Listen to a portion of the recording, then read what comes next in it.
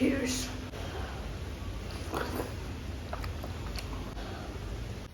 कैसे खाता है?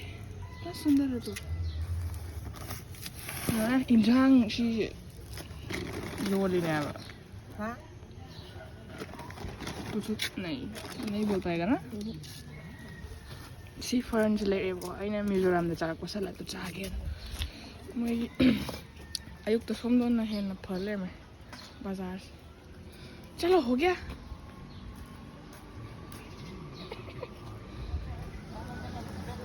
anh em palm mình thì sẽ wow ra thôi nè mana kasan mà gì lấy cái tao thằng em ăn tới gì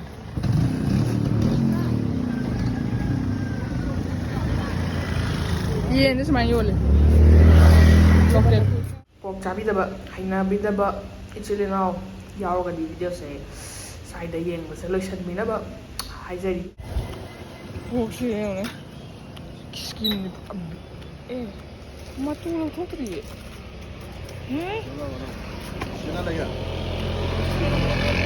इसका बाल हम लोग निकालेगा वहाँ निकाल सकेगा ये उसी भी है ऐना सेरा को मोरो तो या कहीं था नहीं है वे माई मतलब ले थोड़ी ये भी तो मोरो तंग यार से लोग तो ओ ये समय ना तो रहा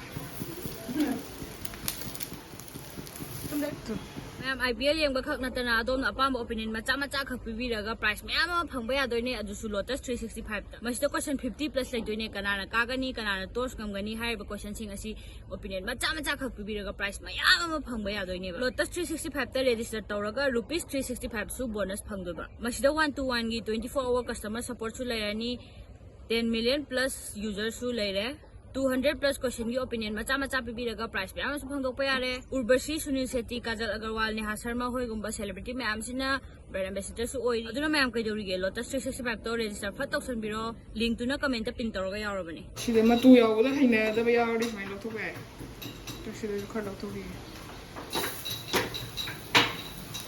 खांगे मै फन सालागा माइ पोक से खदा ला थोंगनी मै चाल आइना इसिंग असाबदे तिंथोए सिरा खोंने उखुलगिदो आइना यमदै थालाखने दुगा सिदा थुम हापसलानी तोइनबनी को से हापिदे दो होरेन थुम जु हामना दनाबा अदो मै सनदा पिज्जा गे तोने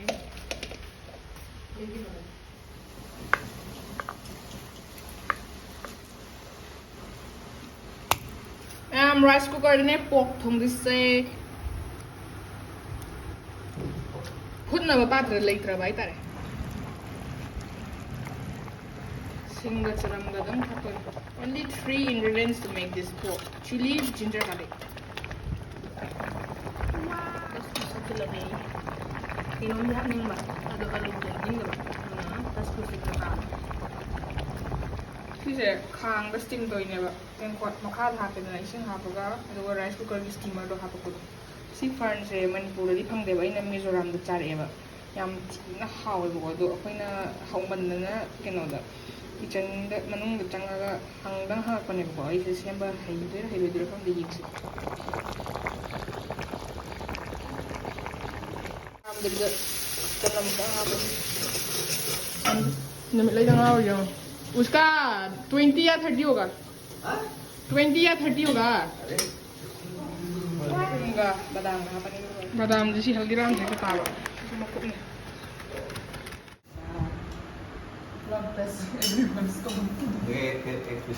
Hello. Chicken size है. No. 3 पीस नहीं ठीक है 1 पीस नहीं ना है. कौन ना मुझे ये आपको? Yes. ज़्यादा झाल ले क्या? स्पाइसी है. मुझे ठीक है. हम और भी. मन ज़्यादा है.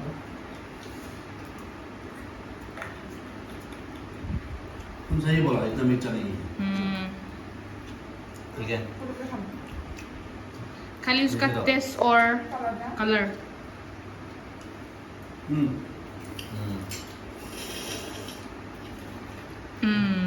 दिखा नहीं है ना? एक बाइट लीजिए ना पोर्क का.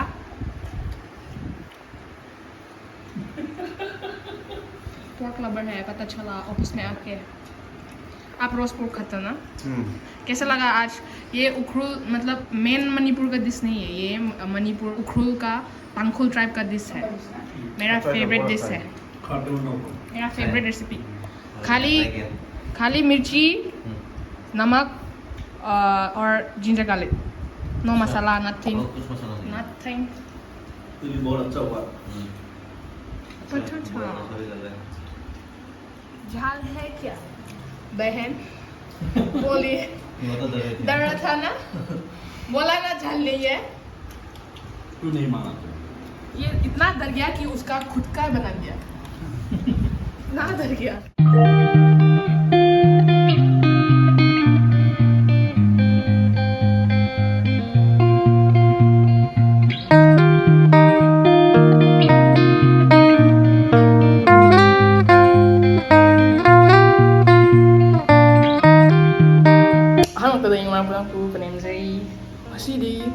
ꯂꯥꯛꯄꯗꯒꯤ ꯑꯩꯅ ꯆꯥꯅꯤꯡꯕꯁꯦ ꯀꯨꯏꯔꯕꯅꯦꯕꯀꯣ ꯑꯗꯣ ꯉꯁꯤꯁꯦ ꯂꯣꯀꯦꯜ ꯄꯣꯔꯛꯅꯦꯕ ꯒꯥꯔꯣꯒꯤ ꯄꯣꯔꯛ ꯌꯥꯝ ꯄꯥꯝꯕ ꯃꯤ ꯈꯔ ꯂꯩꯕ ꯑꯗꯨꯗꯣ ꯑꯩꯅ ꯁꯤ ꯈꯨꯊꯣꯡꯁꯦ ꯑꯝꯇ ꯄꯤꯖꯅꯤꯡꯗꯅ ꯃꯣꯏꯗ ꯃꯍꯥꯎ ꯌꯦꯡꯍꯟꯅꯤꯡꯗꯅ ꯊꯣꯡꯕꯅꯦꯕ ꯁꯤ ꯁꯤꯔꯥꯈꯣꯡ ꯇꯧꯔꯒ ꯑꯩꯒꯤ ꯐꯦꯚꯣꯔꯥꯏꯠꯇꯣ ꯑꯗꯣ ꯁꯤ ꯐꯔꯟꯁꯤꯅ ꯑꯩꯅ ꯃꯤꯖꯣꯔꯥꯝꯗ ꯌꯥꯝꯅ ꯍꯥꯎꯅ ꯆꯥꯔꯛꯄ ꯐꯔꯟꯁꯦ ꯑꯗꯣ ꯁꯤꯁꯤ ꯁꯂꯠ ꯁꯦꯝꯃꯦ ꯁꯤꯁꯦ ꯁꯦꯝꯕꯁꯦ ꯂꯥꯜꯂꯤꯔꯥ ꯆꯨꯝꯃꯤꯔꯥ ꯈꯪꯗꯦ ꯑꯗꯣ ꯚꯤꯗꯤꯑꯣ ꯌꯦꯡꯕꯤꯕ ꯏꯆꯤꯜ ꯏꯅꯥꯎ ꯈꯪꯕ ꯌꯥꯎꯔꯒꯗꯤ ꯁꯤꯁꯦ ꯍꯥꯏꯕꯤꯔꯝꯃꯣ ꯑꯗ ꯁꯤ ꯈꯔ ꯂꯩꯔꯦ ꯆꯥꯅꯕ ꯒ꯭ꯔꯦꯚꯤ ꯂꯩꯔꯦ ꯆꯥꯔꯒꯦ ꯌꯥꯝ ꯂꯥꯝꯃꯦ ꯃꯣꯏ ꯂꯣꯏꯅꯃꯛ ꯆꯥꯈ꯭ꯔꯦꯕꯀꯣ ꯃꯥꯒꯤ ꯚꯤꯗꯤꯑꯣꯗ ꯃꯣꯏꯒ ꯆꯥꯃꯤꯟꯅꯕꯗꯣ ꯈꯔ ꯂꯥꯡꯒꯦꯗꯅ ꯑꯗꯣ ꯃꯣꯏ ꯍꯧꯖꯤꯛ ꯆꯥꯛ ꯆꯥꯕ ꯂꯣꯏꯔꯒ ꯄꯣꯊꯥꯔꯤꯕ ꯍꯥꯎꯗꯧ ꯃꯥꯜꯂꯦ ꯑꯩ ꯏꯇꯣꯝꯗ ꯔꯥꯏꯁ ꯀꯨꯀꯔ ꯊꯣꯡꯉꯤꯅꯦ ꯑꯗꯣ ꯄꯣꯛꯁꯦ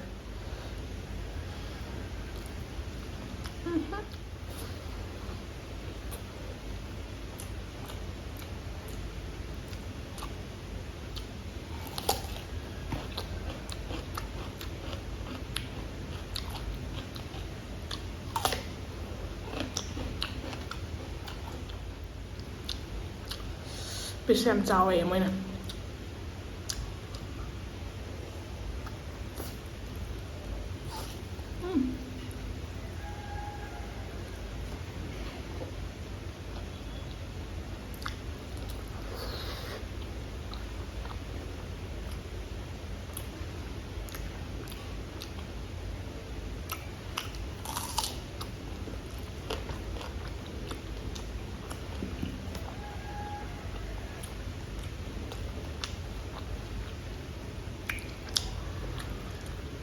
ꯈꯨꯍꯥꯎꯁꯦ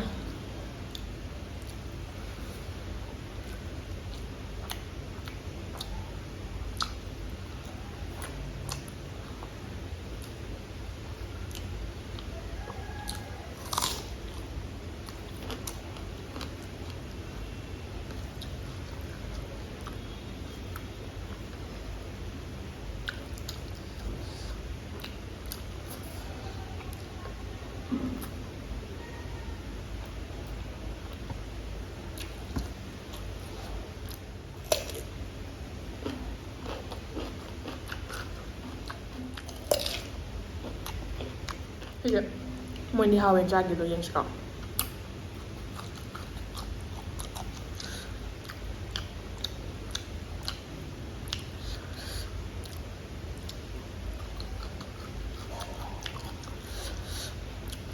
미조람데 잡다 뿌라디 따데 에이 미조람게 제시에 말레 요거 뭔 셈말라 하바게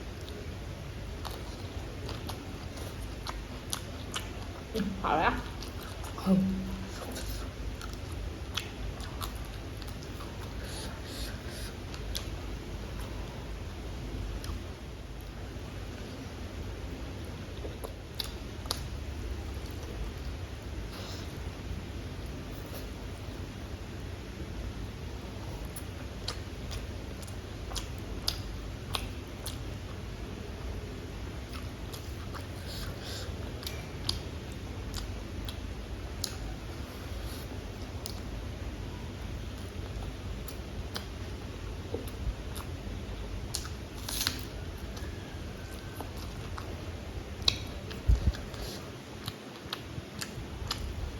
깜짝 먹고 영상을 거하자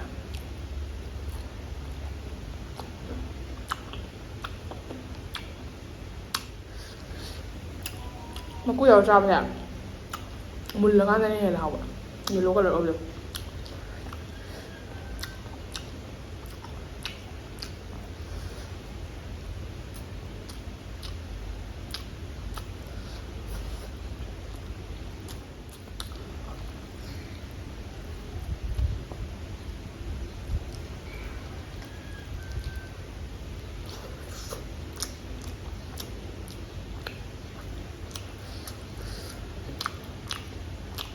ꯃꯣꯔꯣꯛꯁꯦ ꯑꯩꯅ 60ꯃꯨꯛ ꯍꯥꯞꯄꯅꯦ.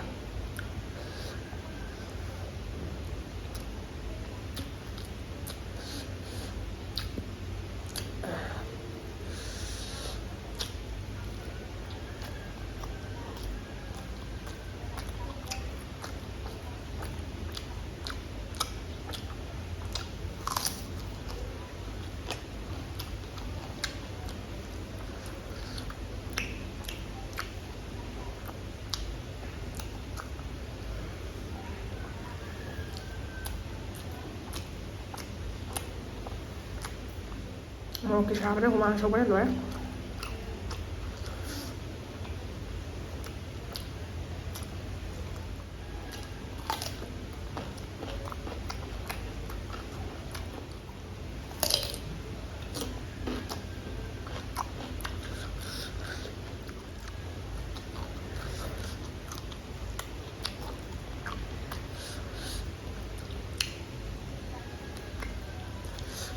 ꯃꯀꯣꯛ ꯈꯔ ꯑꯔꯤꯕ ꯌꯥꯎꯋꯦ.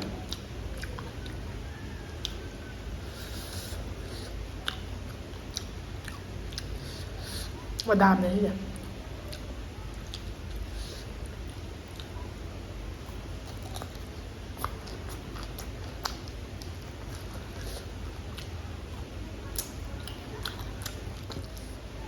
ꯋꯥꯎ. ꯀꯣꯕꯤꯁꯦ ꯇꯠꯈ꯭ꯔꯦꯕ ꯑꯗꯨꯒꯤ ꯊꯨꯞꯄꯦꯕ ꯑꯗꯨꯒꯤ ꯆꯥꯕꯁꯦ ꯈꯔ ꯋꯥꯔꯦ.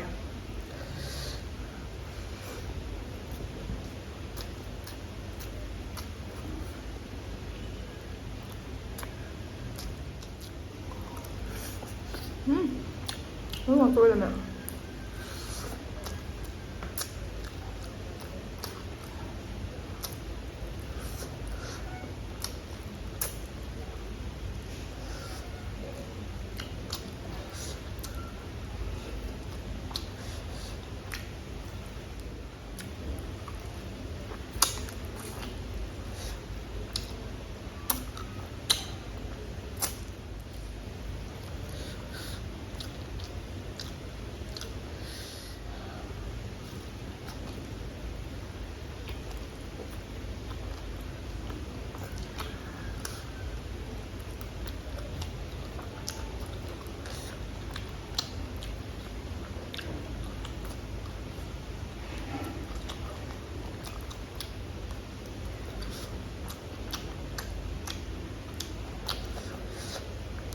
하자.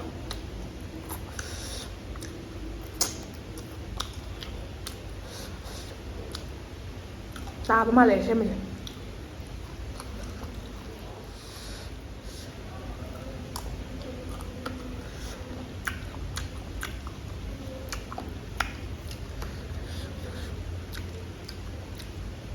고하래.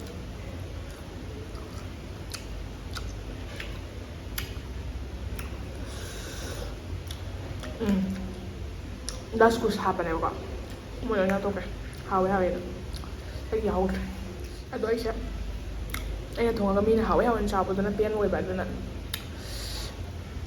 ꯄꯦꯟꯖꯔꯦ.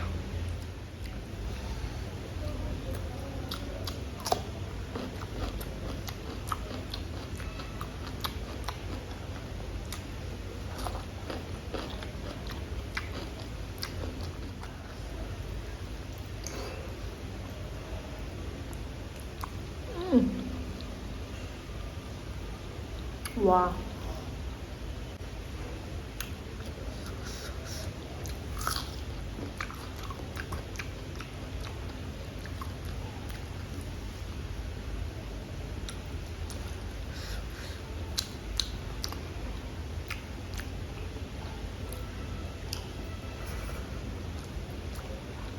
ahauba vet này.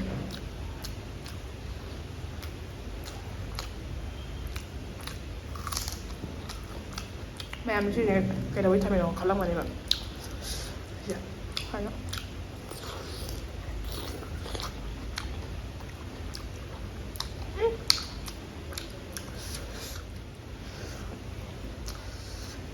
cheers.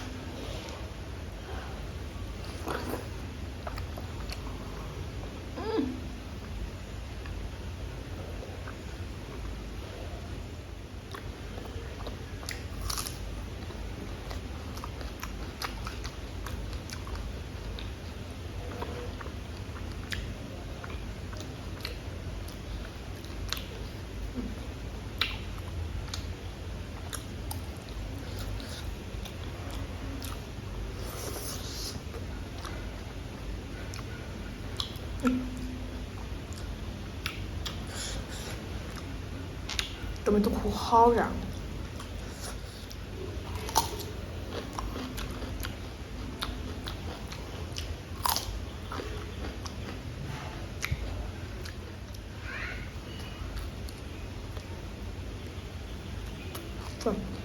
칼리비아를